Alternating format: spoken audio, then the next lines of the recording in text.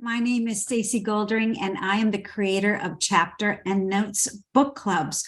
Welcome. Today we are going to discuss James Herriot's All Creatures Great and Small, and you will see I have my own little small creature with me. This is Coco, who's making sure our squirrel, who we've named Elaine, is not going to get anywhere near the bird food while we go ahead and have a little literary repartee. Let's go ahead and get started. I'd like to go ahead first and give you context, because I always say that you can never be lost in the world because you know you're on Earth, right? So that aside, in order to read All Creatures Great and Small, it's important to realize that the landscape is an intrinsic part of the novel. It is indeed a character.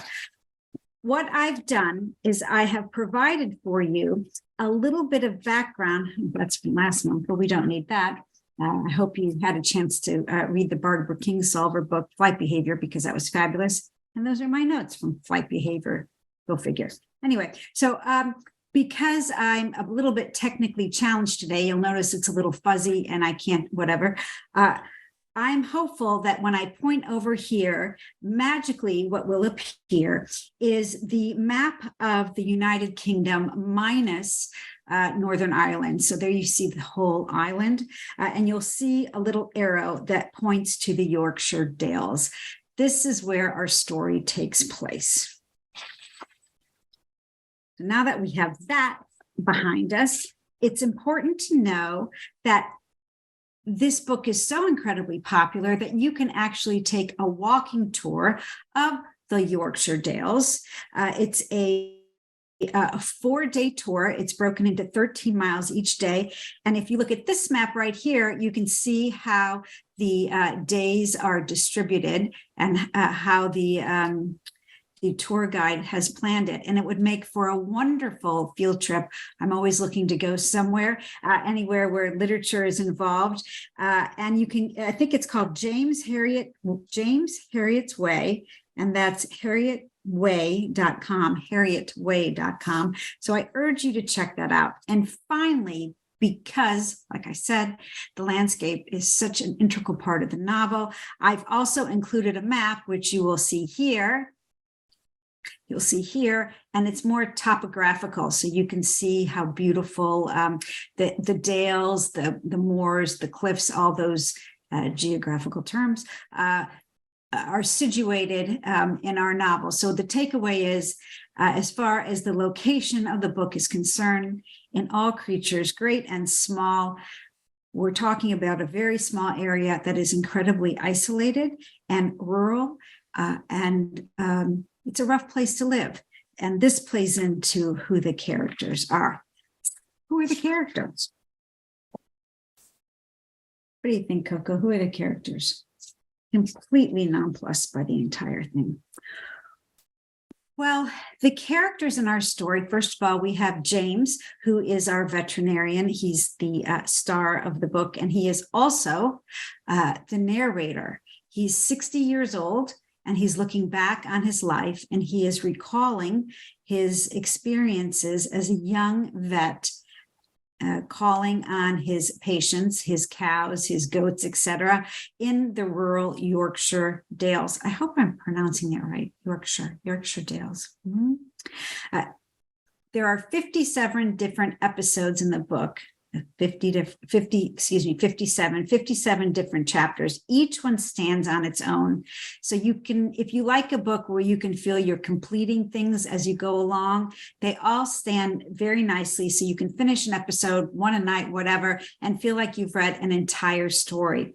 It's very satisfying that way. In fact, the book is very satisfying if you like things tied up well at the end. He also looks back at his practice, and he looks back as someone who is humbled, who's someone who knows how to make fun of his younger self.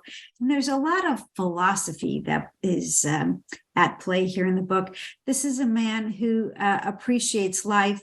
He appreciates the outdoors. He loves where he lives. And it's evident on every page. He loves his job, he loves the land, and he loves the people. He's a lucky guy.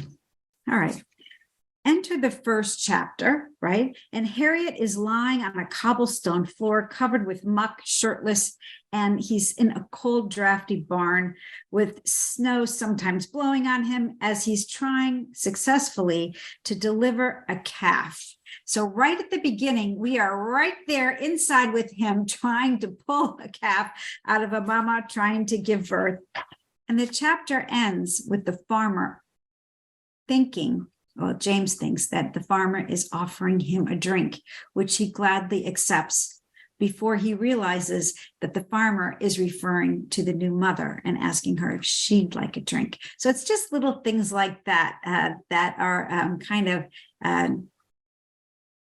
woven into each of the chapters that keep it humorous and just keep it kind of jovial and very, the book is said to be something that you could hear these stories being told at a pub. So something along those lines. However, there is more to these stories than what I've just described, because underneath each lighthearted story, we come to learn certain universals or more contextual themes. We are dealing with an author who obviously writes about what he knows. That's a lesson for anyone who is a writer. We come to know how veterinary medicine has evolved. We get a feeling in the book that World War II is looming because he places the story prior to World War II. We also have a love story that's woven into this book, and we also get to tap into certain types of Stoic and Epicurean philosophy. Our James is always modest, and I would consider him today, he would be described as a self-aware person or a lifelong learner. We also have our vet, the senior vet, who is named I have here Sebastian. I can't remember if it's Sebastian. I'm so exhausted. It's been a long 2 weeks. Previous 2 weeks, I recently premiered a film. So I'm still kind of like, hello, what day is it? Who am I? But I'm trying my best to keep up. Anyway, so we have our vet, our senior vet, who's James' mentor, and he basks in his own wisdom and experience. He never fails to rationalize his hypocritical advice to James whenever it suits his narrative. And we all know people like this. He's rather eccentric, he's smart, he's glib. Today, we'd say he is emotive. He goes from caring 1 minute to mean another. There's a bit of just a smidge of hubris in this character. But all in all, he's a wonderful man who has given James this opportunity to learn veterinary practice. And, he's taken him on under his wing. There is definitely a love and respect for each of these characters. Finally, my favorite character is the brother Tristan. He is an ultimate Epicurean. He embraces his role as the spare, and I absolutely love that. He has a great joie de vivre. He embraces and enjoys life. He's one of these guys, no regrets, it's 5 o'clock somewhere.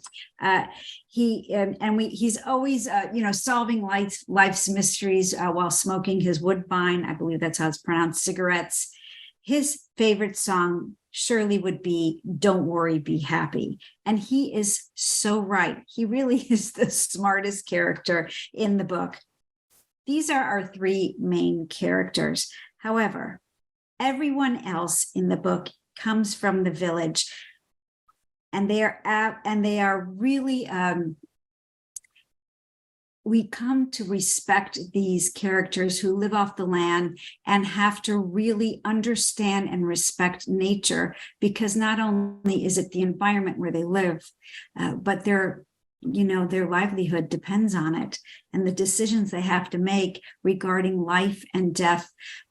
These people, we need a little more of this being connected to nature. I don't mean to, tell people what to do, but it's very refreshing to understand that you're up when the sun comes up and you go to sleep when the sun comes down. It's just a very, if you've read Willa Cather's O Pioneers or My Antonia, you can understand the respect and you feel that love that James Herriot has for each of the characters in this book. All right, now, Siegfried, not Sebastian. I'm tired, sorry. Okay, so now I want to just circle back here to the love interest, and her name is Helen Alderson.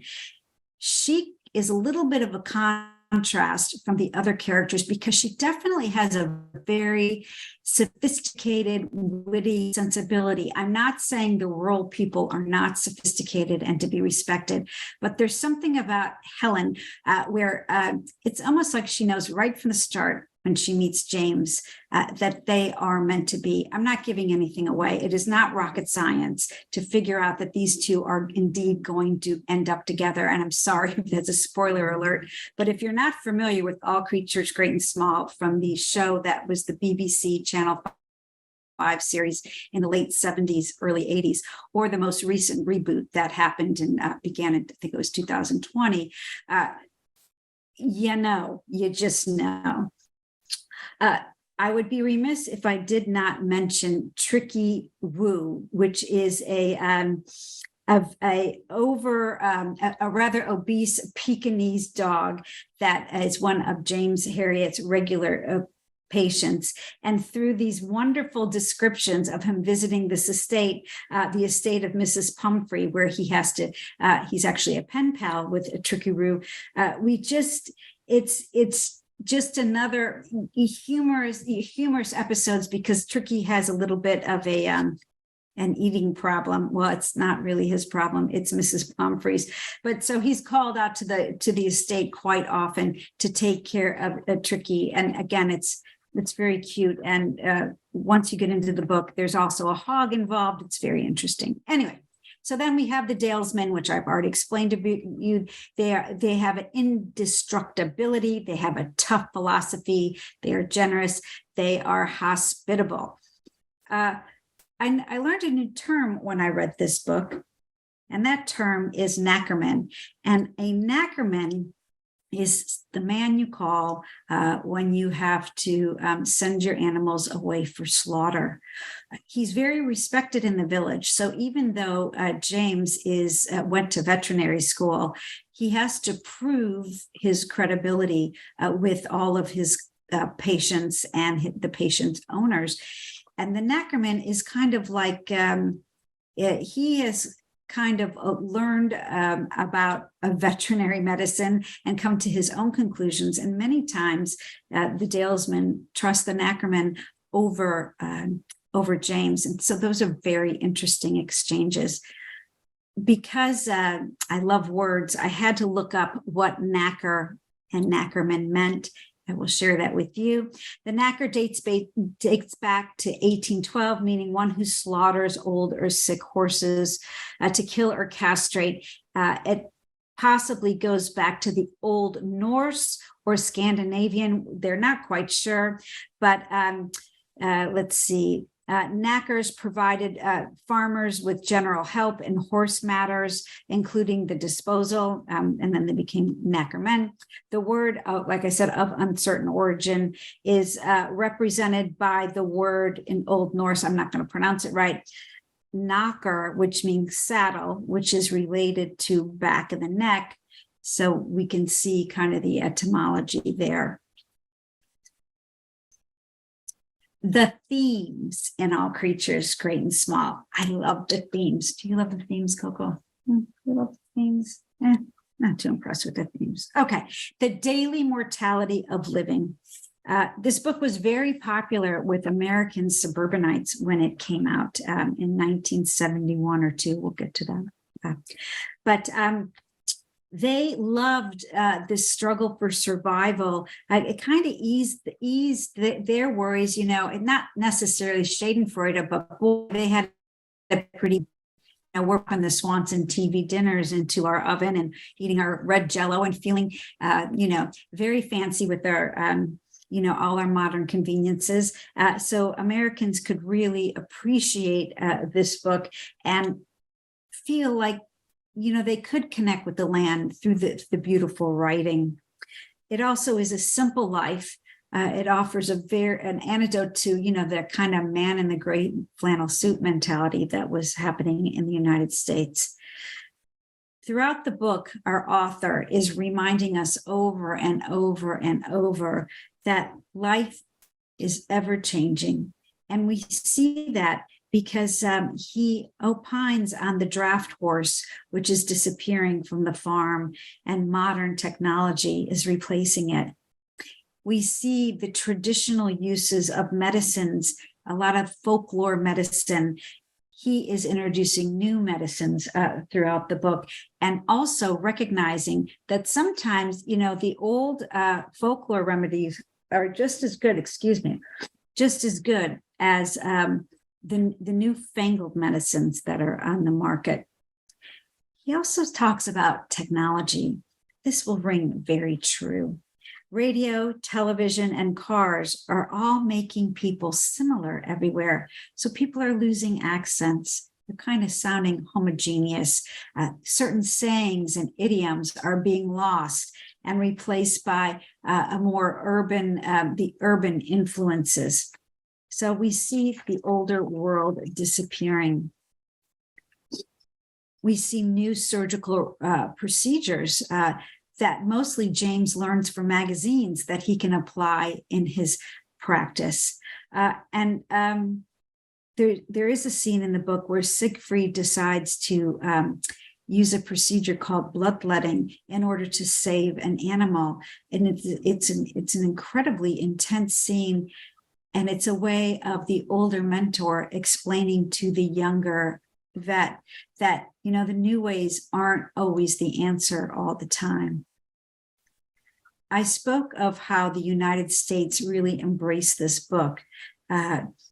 Why? Because there's always an optimism. There's always a nostalgia. It almost reminds me of Mayberry RFD. And I absolutely love that series, but I probably love it for the same reason that the United States readers loved it.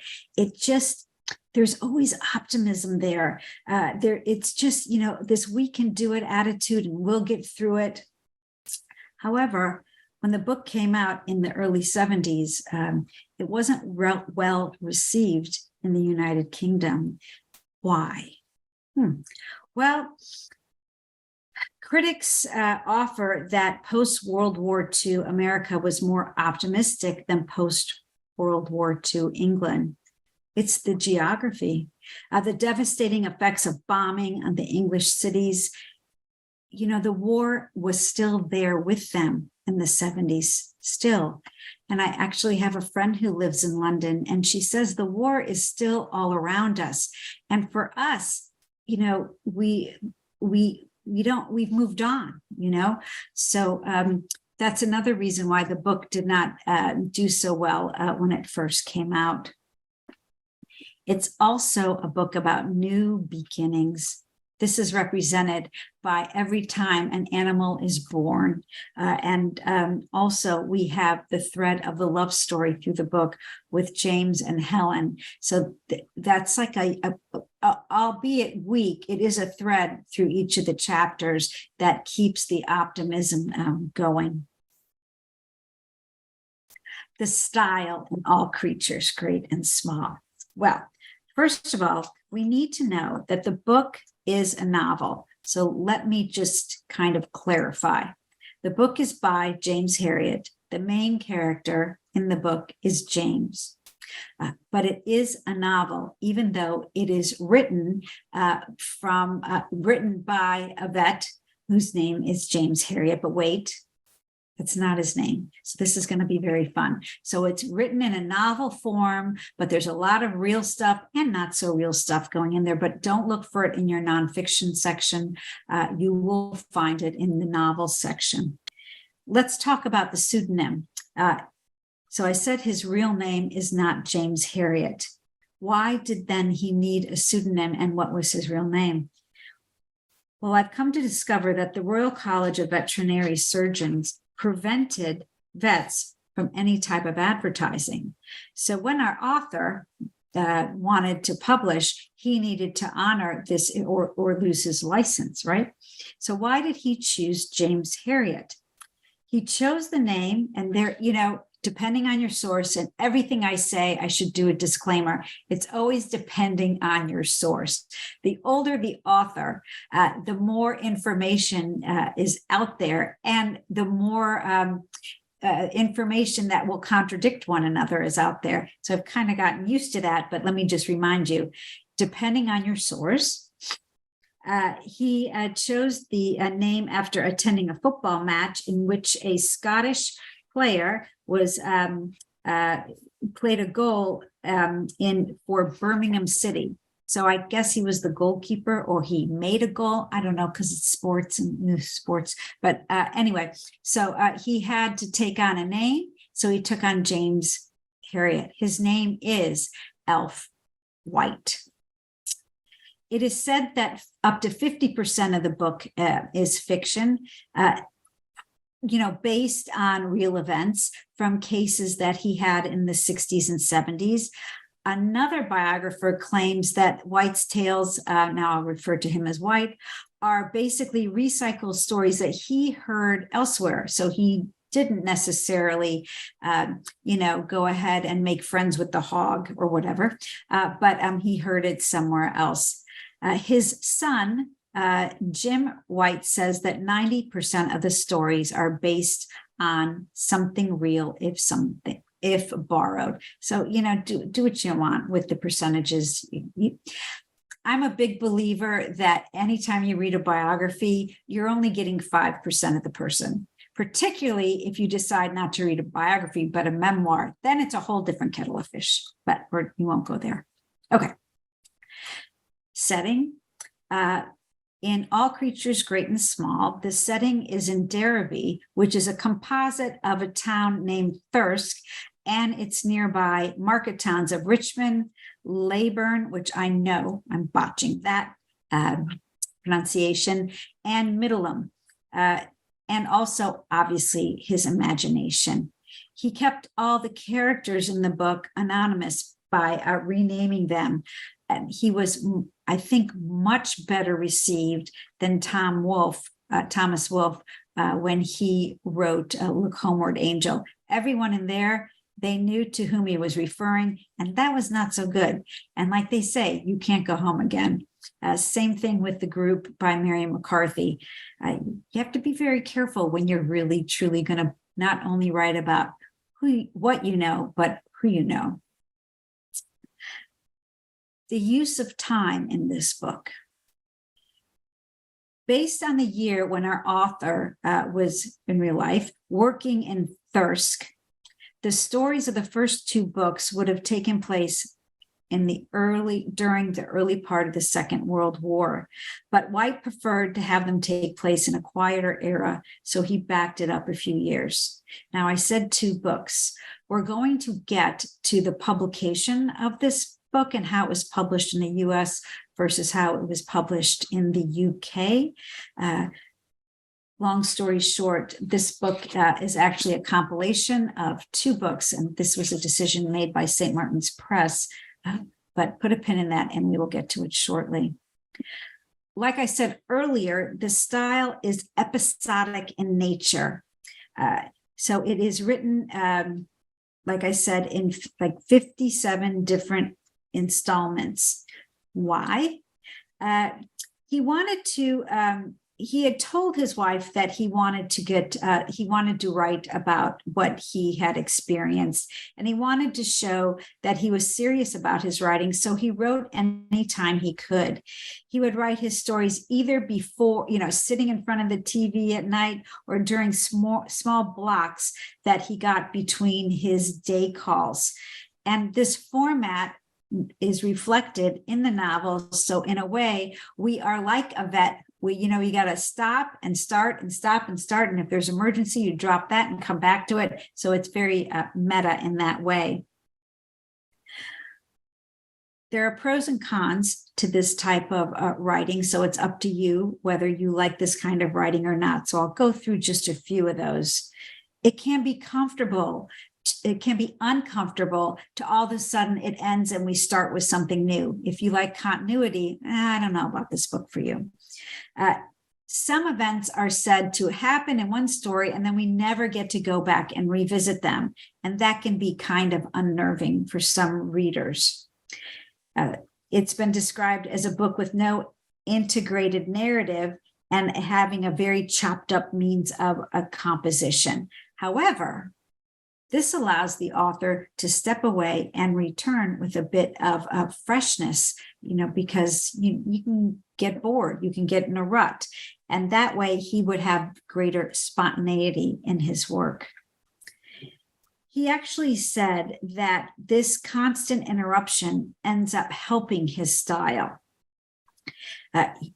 As a young writer, he said that in his earlier writing career, before he was published, he said that his writing was too wordy.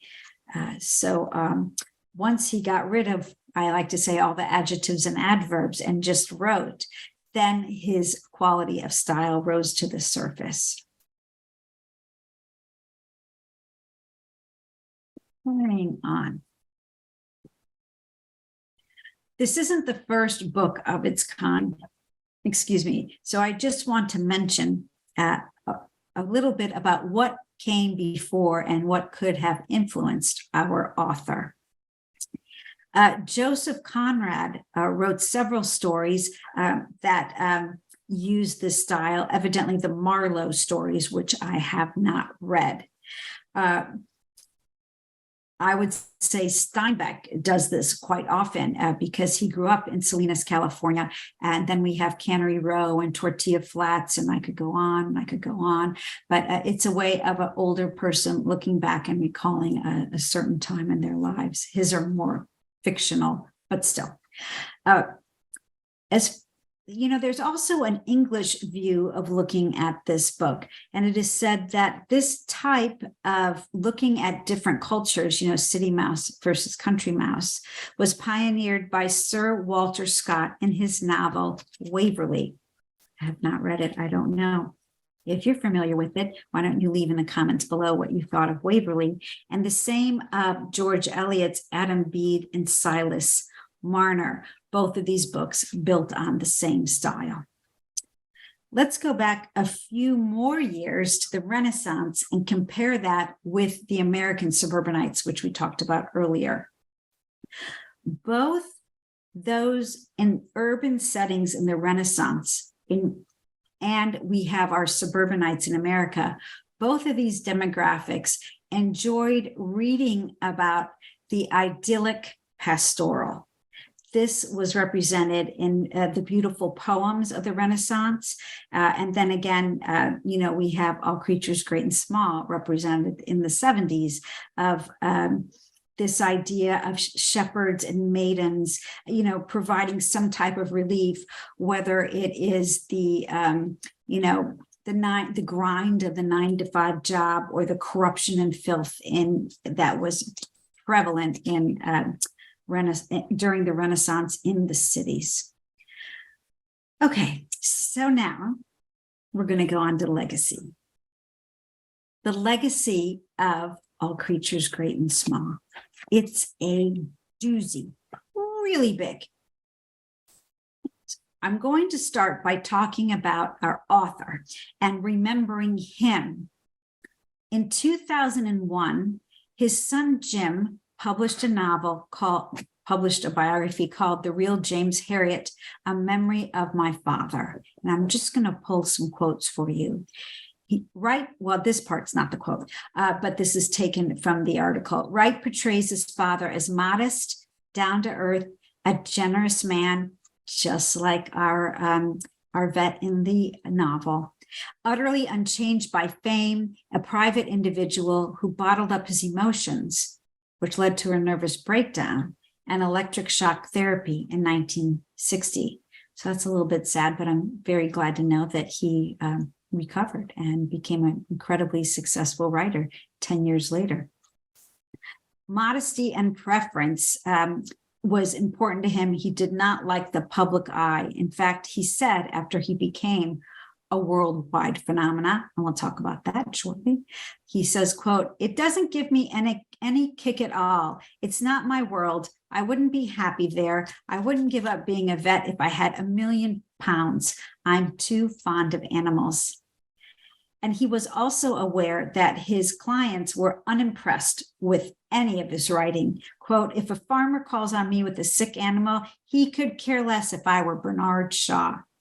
And I love that. I just love that. And he also says, "Nothing important has ever happened to me." He says, "My life is merely a framework for a series of animal incidents." I just love how he looks at life. There is a huge tourism industry, like I mentioned earlier, based on James Herriot. In fact, you can visit the world of James Herriot in Thirsk, which is in North Yorkshire, England. It is at 23 Kirkgate Street, where he actually did work as a junior vet and then senior vet when he was growing up, and after he graduated, after he graduated from veterinary school. And in there, you will see portions of the surgery sets used in the BBC series, All Creatures, and also the living room, the dispensary, etc. And you can also find more contents from the surgery at the Yorkshire Museum of Farming in Merton. There is a pub named Derby Inn, after the village that Wright created. That's where everything takes place in the book. And recently, since the reboot in 2020, the pub is now named, you guessed it, if you're a fan of the show, the Red Bear. The Grand Central Railroad has a Sunderland to London King's Cross service, and it stops in Thirsk, and it was named this stop James Herriot. Very nice. There is actually a statue of White at the Thirsk Racecourse, and there's a wonderful episode in the book where Siegfried, it's really just a wonderful escapade that happens at the race court. He was made an OBE in 1979, Order of the British Empire. He received an honorary doctorate from Herriot Watt University. It's not spelled the same, the Herriot part, just FYI. And we talked, and he's also was a lifelong supporter of Sunderland AFC, which is a soccer or football club. The James Herriot Library can be found at the Glasgow. If anyone is from Scotland and could mention in the comments how I should properly pronounce Glasgow, please do, because I know I'm botching it. I just know I know. And he has not one, not two, but 3 blue plaques. These are the historic blue plaques that you see when you go to the UK, like this one here, hopefully, because again, hopefully that will appear. Okay. So there's one at his Kirkgate former surgery, and there's another at his birthplace, and there's one at his childhood home in Glasgow. I don't know, not quite sure. But anyway, maybe Malcolm Tucker would know.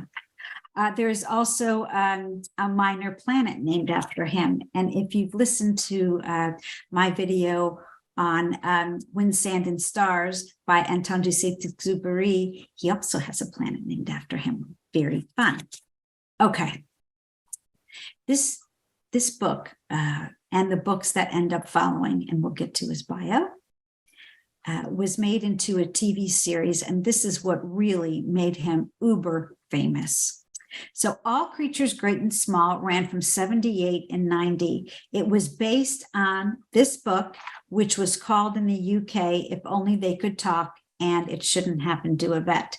Christopher Timothy starred as James Herriot, and Robert Hardy starred as Siegfried Farnan. I have no idea who these people are because I can never remember names of even people I know, let alone movie stars. Anyway, so it ran for 3 series. The 3rd series introduced a new vet, based on Herriot's real-life assistant.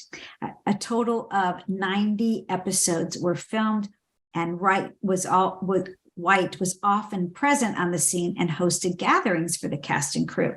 And so this is what the cast and crew said. After filming, we used to go for wonderful evenings in the Wensleydale Heifer. I'm pretty sure where the cheese comes from. Elf and Joan, that's his wife, that's the real life Helen, would come along. It was always immensely exciting. Elf was still practicing then, so his car would be packed with dogs. Joan was very easy, a down-to-earth person. Isn't that nice? Okay, so you have this blockbuster BBC show that's also shown on PBS here in the United States that runs from 78 to 90. A new show comes out in 2011. It was a 3-part BBC television series based on James as a vet student, and that came out in 2011, but it was not renewed. I would love to have seen that. I wonder if I could find that. Anyway, so now we come more to the present, All Creatures Great and Small, which in 2019, Channel 5 BBC picked it up and went ahead and kind of changed things around a bit in the film, in this television series that right now is running on PBS here in America. Siegfried is a heartbroken widower.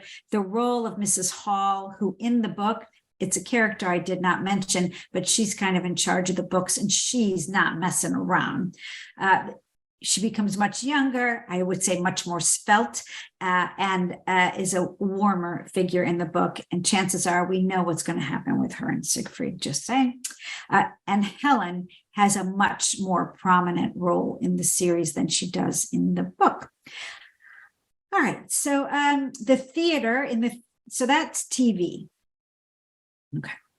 The theater in 2010, there was a production of All Creatures Great and Small at the Gala Theater in Durham. And what was there were also 1 or 2 films made, and one with, I believe it's Anthony Hopkins, he's kind of scary, but I guess he wasn't scary in the film. Anyway, what was this shy, modest man's reaction to all, of these worldwide popular films and books? Well, and television shows. We'll get to the book part. I'm saving the book part for when I talk about his bio. It's so hard to organize this because he is the story, but he also writes the story. It was very hard, but I'm trying. Okay. So according to his son, White's emotion at the time were, quote, one of pride mixed with incredulity. He did approve the scripts of these television shows, but he didn't want to be the vet advisor on the set. Real life partner, so the real Siegfried, whose name was Donald Sinclair, when Anthony Hopkins was cast for the film, he did not approve of how he was depicted. He did not like it. Let's see. Okay. So it was 75 film for All Creatures Great and Small. Now, if you're having a tune go through your head, I'm now going to talk about the hymn entitled All Creatures Great and Small. All Creatures Bright and Beautiful was an Anglican hymn, and it was sung also by many other Christian denominations. Who wrote it? Cecil Frances Alexander. It was published in her book entitled Hymns for Little Children of 1848. It's just so sweet. We need more sweet. And there is also another tune that it is sung to that is called a Royal Oak tune that's adopted from a 17th century English folk tune called the 29th of May. So there are 2 tunes for All Creatures Great and Small, or All Things Bright and Beautiful. And also, depending on where you live, the text has been adopted. So it's really this beautiful universal ode to nature and creation. And I just love it. but I'm not going to sing it because I don't want you to have to be stuck with it in your head all day long. Okay. Well, there's also how did all creatures, great and small, influence popular culture? Well, here's something very fun. If you fun and scary. If you remember, sorry, that's Sound of Freedom overhead. I live very close to a naval air base, so we get this every day, usually in the evening.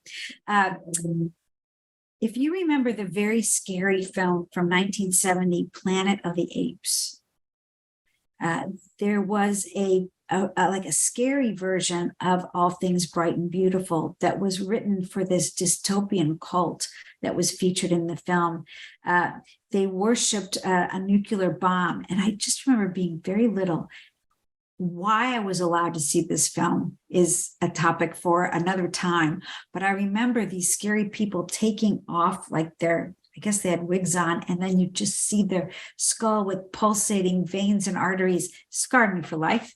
Okay. Now, taking it to the funny side, Monty Python also did a skit.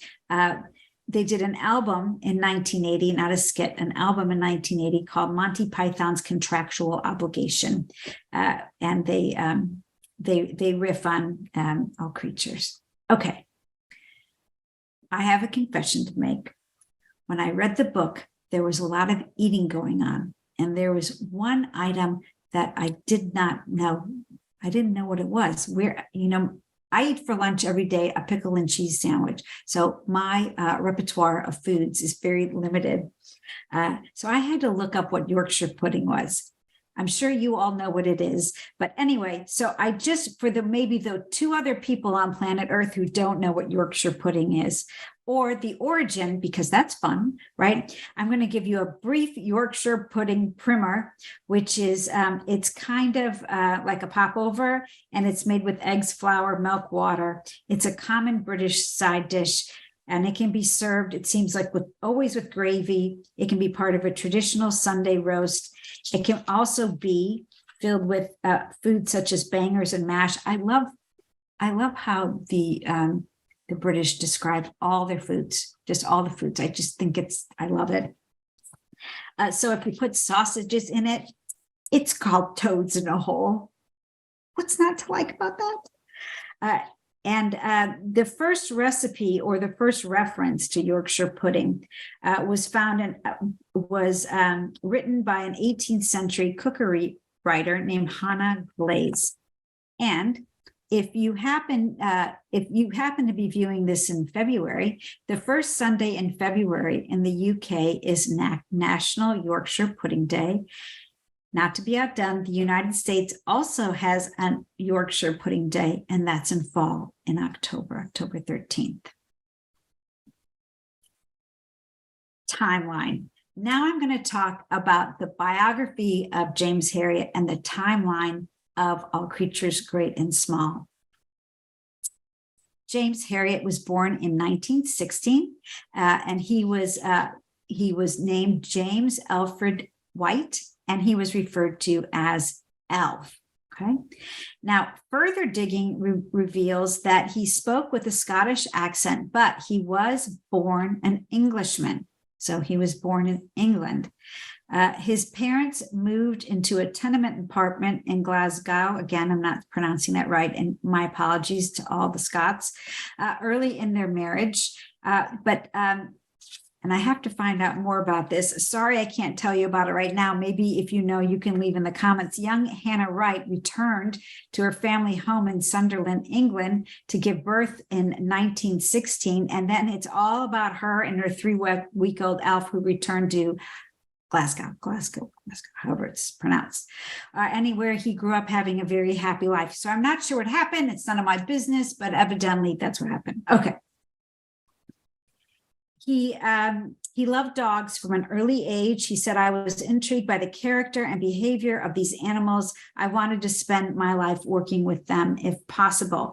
He read an article in a magazine at age 12 about a veterinary surgeons, and he was captivated by the idea of being able to treat and heal sick animals. In 1930, he decided, I'm going to become a vet after listening to the principal of the Glasgow Veterinary College lecture at his own high school. It took 6 years for him to complete a 5-year program. According to the New York Times, there was more than one reason why it took him an extra year. Quote, he failed many of his classes on the first try. What were they? Surgery and pathology and physiology and histology and even animal husbandry, which he failed twice. In 1940, he secures his first position as a vet in Sunderland, but the problem is the success of the practice depended on a nearby racetrack. He really didn't like that and decided rural medicine is for me. He was lucky to get a position with Donald Sinclair. And Donald Sinclair, right after hiring him, he enlists in the Royal Air Force and he has to leave for training. So Sinclair passes White the practice while he's away. He has a younger brother, Brian, Tristan in the book, I suppose, who was not yet a vet, so he couldn't take over the practice. And he returns after his service in the military and asks White to stay on permanently. In 1941, he meets Joan Danbury. Unlike if you've watched the film, she is a farmer's daughter. She is a secretary in real life. He meets her at a group outing at a local dance, and evidently she had tons of admirers. But, a year later, Joan marries Elf James, whatever you want to call him. Okay, after they return to Thirst, just like in the film, if you've seen the film or the book, they carry on TB testing of cows. So that's kind of fun. In November of 42, he enlists in the Royal Air Force. He does well in his training. He has a problem in July. He has to undergo surgery. I'm not going to... Look, he has to have surgery. It doesn't work out. So he ends up being discharged as a leading aircraftsman. He joins his wife, who went to go stay with her parents while he was in the military. And then they return back to Thirsk. There's like cocoa hair everywhere. I know you can't see her, but maybe you can hear her because she's snoring so loud and it's getting dark out. And I didn't even think to turn on the lights. The only light I have is over here. Oh, okay. And it's not a very good one. If I showed you what it was, you would laugh. Okay. Oh, that made a big difference. Good job, Stacey. Okay. Anyway, so in 45, they moved back to 23 Kirkgate, where the museum is now, because Sinclair and his wife, they move into their own home. And they have their first daughter, Rosemary, at 1947. And he becomes a full partner in the practice in 49, and then he retires in 1980. But there's more to say in those years. In 1953, his family moves to their own home, right?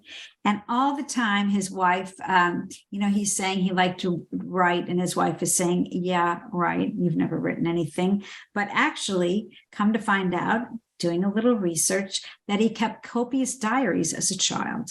And he also wrote for his school magazine when he was in high school, and also a short story while he was in college. So he decides to get serious in the early 1960s, and he wants to write a book. So he's very smart. He studies P.G. Wodehouse and Conan Doyle. Those are some of his favorite authors. Because he wants to understand different writing styles. And he is ambitious, and he says he's bombarded publishers, but he was only half smart because he wasn't writing about what he knew. Okay. He explained, looking back in a 1981 interview for the Sunday Telegraph magazine, quote, "My style was improving, but my subject was wrong." So 1969, he writes, "If only they could talk." Coco, you're killing my arms. The first part of this book, and it is published in 1970 in the UK. And in 72, he publishes Shouldn't Happen to a Vet. The sales aren't good, but over here on this side of the pond, St. Martin's Press gets a hold of it and says, you know what we're going to do? We're going to take those two books. We're going to make them one. We're going to get rid of this childish cover. We're going to put on a more sophisticated cover, and we're going to advertise the hell out of it. And let's see what happens. And they do that. Becomes a huge success, right? So the success was very unexpected, very unexpected. And what about the title's origin? Because, you know, it was called whatever, if only blah, blah, blah, if only they could talk back in the UK. Well, again, depending on your source, it is said that St. Martin's Press, they attribute it to one of their, quote, British guys in their marketing department, to pick all creatures, great and small. But in a BBC 1976 interview, White says that it was his daughter who selected the title, and he said she thought that one out, unquote. 7 books end up following The Last Every Living Thing, which sold 650 copies in 6 weeks in the US. It was on the US bestseller list for 8 months. Now, when White's first book was published, his the senior vet, not the senior vet, the senior vet's younger brother, Brian or Tristan, said, quote, I was delighted to be captured as Tristan and remain enthusiastic about all of White's books. However, his big brother, Donald, offered one so happy. He said, Alfred, this book is a real test of our friendship. He never called White Alf. Just like Siegfried in our book always refers to him as James rather than Jim. However, obviously they had a very successful practice together, so he got over it. All right, now I'm going to digress. I'm going to talk about the books. Are you still with me? If you're still with me, you know what? Pour yourself a drink, have an extra dessert, because man, you're a trooper, because I've been going on and on and on. Oh my gosh. All right, so I'm just going to talk about the books, and then I'm going to return to his bio. So here is the book timeline. It's been printed in a bazillion, languages. We don't have to go there. So we have If Only They Could Talk in 70, followed by If Only It Shouldn't Happen to a Vet in 72 in the UK. Then in the UK, Let Sleeping Vets Lie comes out in 73. Vet in a Harness, 74. It's very creative. He finds a formula. He sticks with it. Don't fix it if it ain't broke was probably his philosophy. Vets Might Fly, 76. Vets in a Spin, 77. The Lord God Made Them All in 81. Every Living Thing in 1992. All right. So the US series was All Creatures Great and Small in 72, All Things Bright and Beautiful in 74, compiling 2 of the books that I mentioned earlier, All Things Wise and Wonderful. We see where we're going with this in 77, Lord God Made Them All in 1980, Every Living Thing in 81. But that's not all. Wait, there's more. He wrote children's books. You probably have some of these and didn't even realize the connection. Moses and the Kitten, 84. Only One Wolf, 85. The Christmas Day Kitten, 86. Bonnie's Big Day, 87. Blossom Comes Home. We have a formula here. We're sticking with it. 88. The Market Square Dog, and Oscar Cat About Town, and 90. I love the, it's just happy. It's just happy. We just need happy, right? Smudge, The Little Lost Lamb, 91. And then James Herriot's Treasury for Children in 1992. He also wrote James Herriot's Yorkshire Revisited, and there are also books about him. All right, so that's it for the timeline. Now we're going to go back to his bio. Wishing for more privacy, he moves in 1977. He retires fully in 1990 or 1989, again, depending on your source. In 91, unfortunately, he's diagnosed with prostate cancer. He dies in 95 of pancreatic cancer. And by 1995, depending again on your source, he has sold either 5 million or 6 million books. And really, what's the difference? Amazing author, beloved author. that is my review of All Creatures Great and Small. Look, Coco's like, I've had enough already. I would like to have a little dinner. Yes, I understand. So I encourage you to read the book, All Creatures Great and Small. Let me know what you think about the book down in the comments below. And let me know if you've watched the BBC, either the one from the 70s and 80s or the one now, and how you think it compares to the book. So until next time, thank you. If you have not yet, please like, subscribe, do the buttons and the things, and let me know what you're reading. I'm always interested in knowing what other people are reading. You can go to our website, chapterandnotes.com, and look what we've been reading for like the past, I don't know, before the iPhone, probably, for all I know. Anyway, maybe I'm exaggerating a little bit, but anyway, I want to thank you for coming to this discussion, All Creatures Great and Small, and I'll see you next time.